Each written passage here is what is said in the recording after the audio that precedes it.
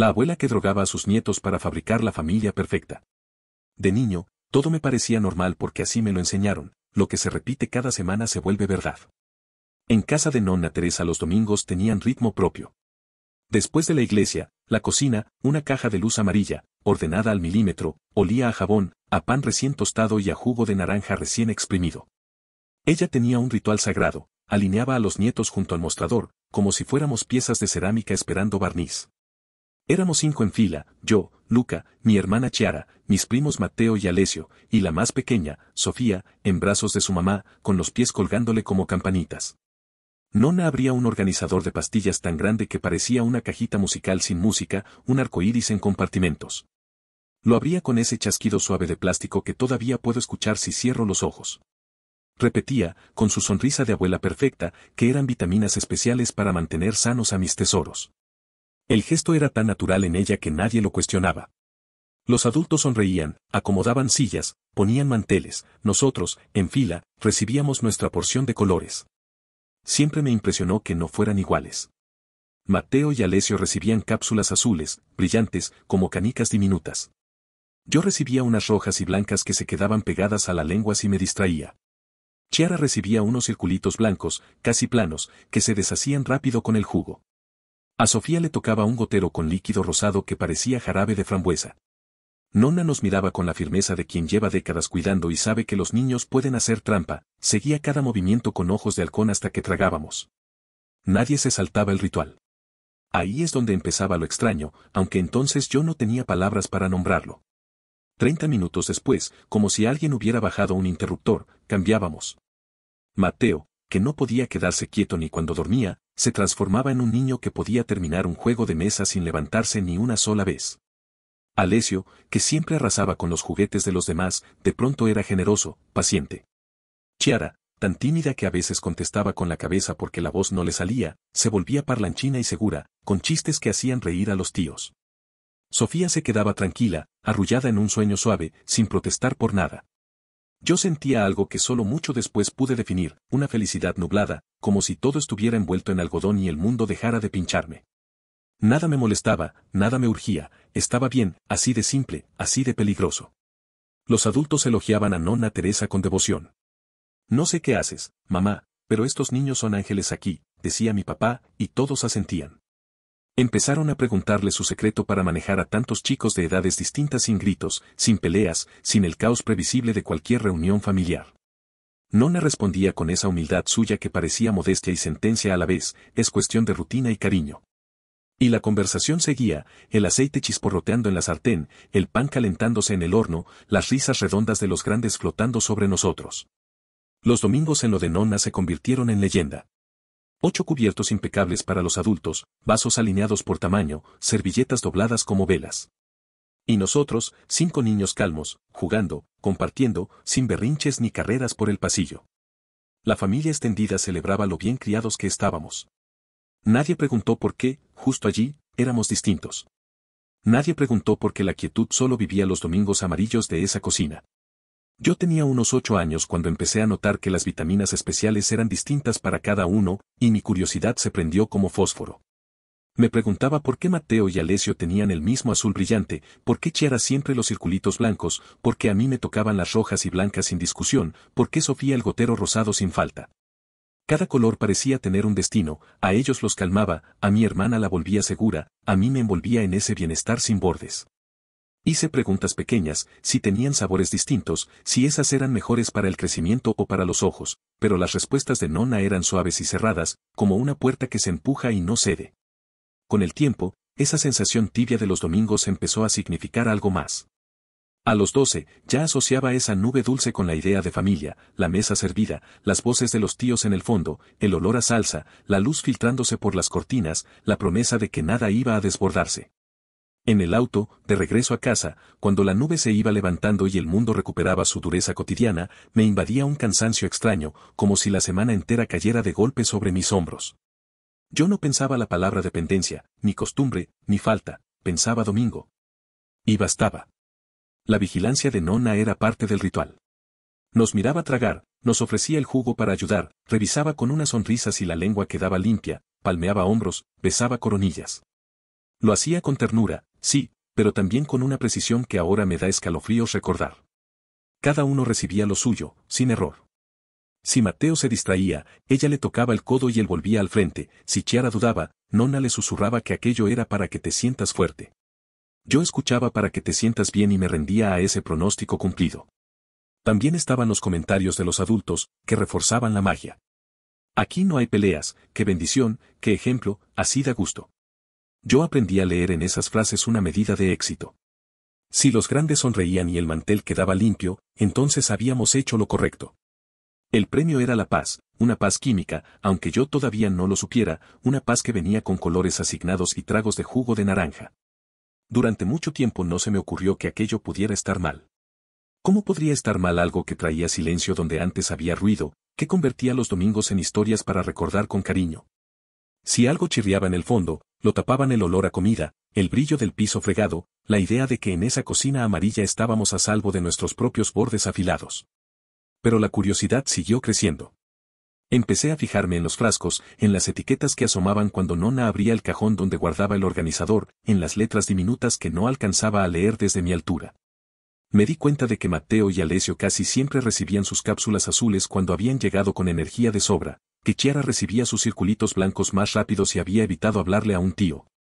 Que Sofía tomaba su gotero y al poco rato su llanto se aplacaba como si alguien hubiera cerrado una ventana. Yo recibía mis rojas y blancas con puntualidad feroz, fueran cuales fueran mis ánimos, esa nube me esperaba. No había gritos en esos domingos. No había adultos saliendo antes de tiempo, ni carreras desesperadas por atrapar a nadie, ni platos rotos, ni advertencias. Todo funcionaba, tan bien que dolía cuando se acababa. Y aún así, adentro de mí, algo empezó a chisporrotear. Una pregunta, al principio tímida, que fue ganando volumen, ¿por qué solo aquí? ¿Por qué solo con los colores?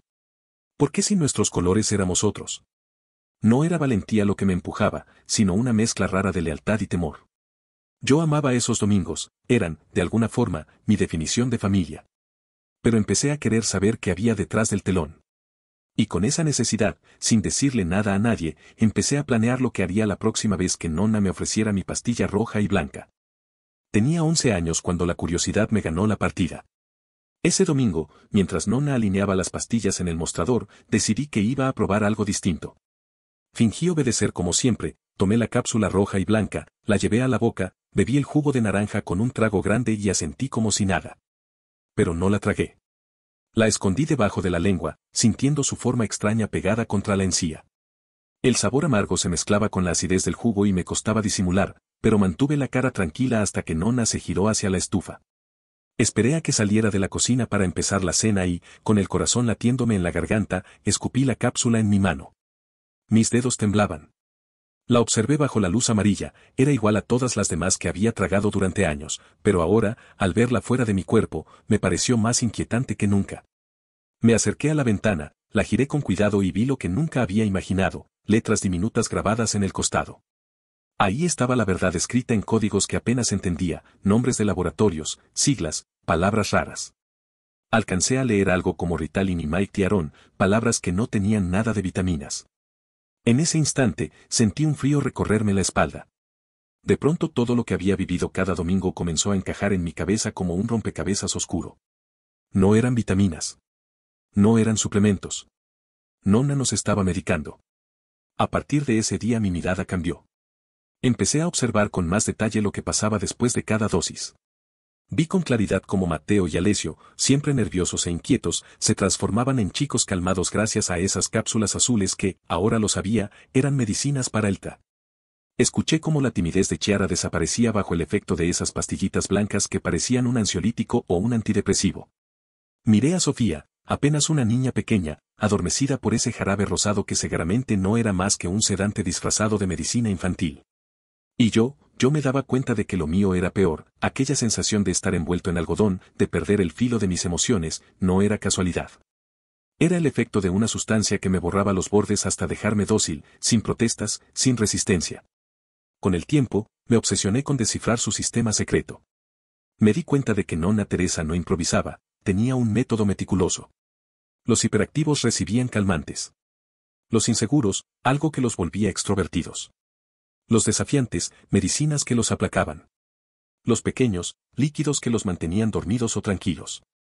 Era como si ella hubiera creado su propia farmacia en la cocina, asignando tratamientos de acuerdo a las fallas de cada uno de nosotros.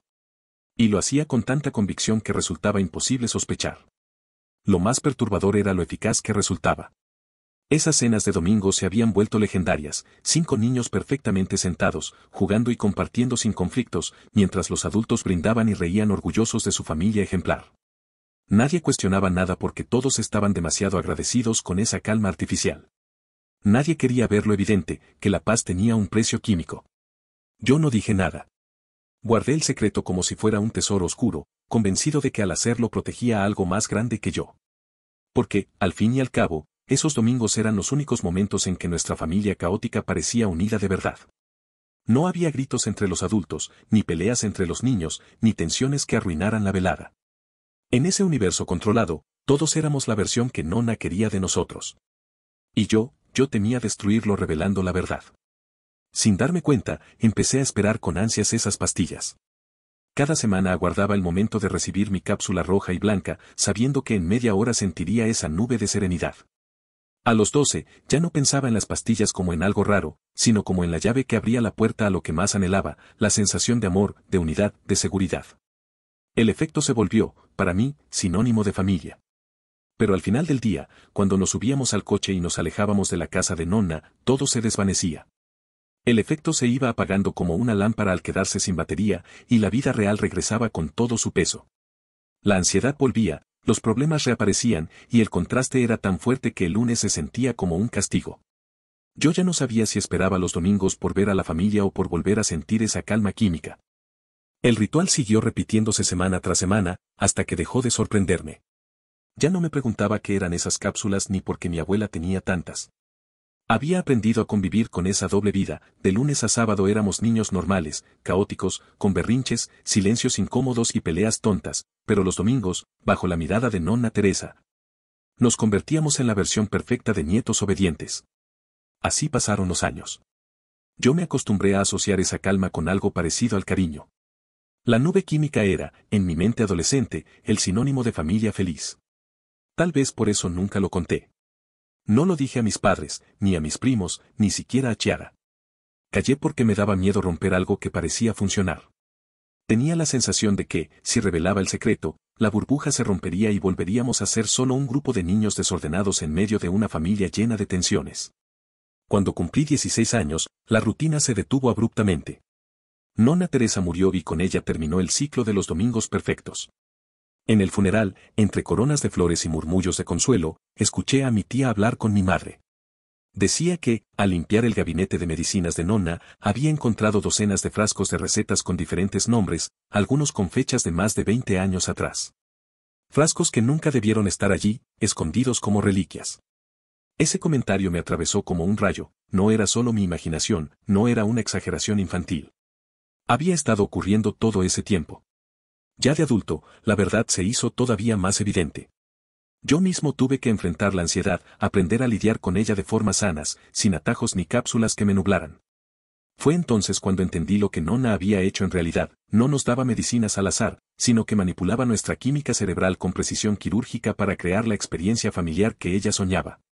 Los recuerdos de aquellos domingos, que el resto de mi familia aún evoca con nostalgia, se revelaron como lo que realmente eran, una ilusión fabricada. No éramos nietos ejemplares ni una familia extraordinaria, éramos un experimento químico en manos de una mujer que buscaba la paz a cualquier precio. Esa es la parte que todavía me persigue. Porque, aunque sé lo que significaban esas pastillas, una parte de mí aún extraña la calma que traían. Extraña la sensación de unidad, la ilusión de que estábamos protegidos dentro de aquella cocina amarilla. Y eso, más que cualquier otra cosa, es lo que me inquieta, que lo que nos borraba la esencia funcionara tan bien que, hasta hoy, sigo deseando en silencio un poco de esa nube que me robaba. Con el paso de los años, fui comprendiendo poco a poco lo que había vivido. Al principio lo recordaba como un secreto extraño, un juego raro de mi infancia. Después, como una costumbre peculiar de Nonna Teresa. Pero mientras fui creciendo y aprendí lo que eran realmente esos nombres en los frascos, lo que significaban esas siglas médicas, entendí que mi infancia estuvo atravesada por algo mucho más oscuro. No era solo que mi abuela quisiera tener nietos tranquilos, era que había creado una versión artificial de la familia perfecta. Había construido recuerdos que todos aún evocan con cariño, pero que en realidad estaban sostenidos por fármacos reciclados, recetas caducadas y una obsesión suya por controlar lo incontrolable. Hoy, cuando escucho a mis primos hablar con nostalgia de aquellos domingos en lo de la nonna, siento una punzada en el estómago. Ellos recuerdan la calma, las risas, la unión. Yo también, pero no puedo separar esos recuerdos de la verdad que descubrí, que nuestras personalidades genuinas fueron apagadas, modificadas, ajustadas para encajar en la idea de familia que ella deseaba mostrar. Lo más perturbador es que funcionó. Funcionó tan bien que todavía, de vez en cuando, me sorprendo deseando esa sensación nublada de calma que me daban las cápsulas rojas y blancas. Esa paz química que confundí con amor, que aprendí a llamar seguridad. Y ahí está lo verdaderamente inquietante, no que mi abuela lo hiciera, sino que yo, incluso con todo lo que sé hoy, extraño parte de ello. Quizá porque en medio del caos que era nuestra familia, esos domingos parecían un refugio. Un refugio falso, pero refugio al fin. Y esa contradicción es la herencia más difícil de cargar, saber que lo que me daba consuelo también me arrebataba, sin que yo lo notara, la oportunidad de ser plenamente yo. No olvides dejar tu opinión en los comentarios, dejar tu like y compartir este video.